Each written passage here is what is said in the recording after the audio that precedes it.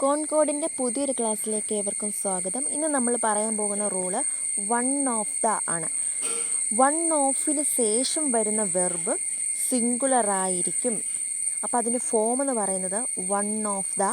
കഴിഞ്ഞിട്ട് വരുന്ന noun plural ആയിരിക്കും, പക്ഷേ സിംഗുലർ വെർബായിരിക്കും. നമുക്കൊരു എക്സാമ്പിൾ നോക്കാം. One of the students comes here very late. ഇനി ഇവിടെ പ്രത്യേകം ശ്രദ്ധിക്കേണ്ട കാര്യം, നമ്മുടെ ഈ വൺ ഓഫിന് ശേഷം ഏതെങ്കിലും റിലേറ്റീവ് പ്രൊനൗൺ ആണ് വരുന്നതെങ്കിൽ നമ്മളുടെ വെർബ് പ്ലൂറലായിരിക്കും. നമുക്കൊരു എക്സാമ്പിൾ നോക്കാം. One of the students who come here is good at English.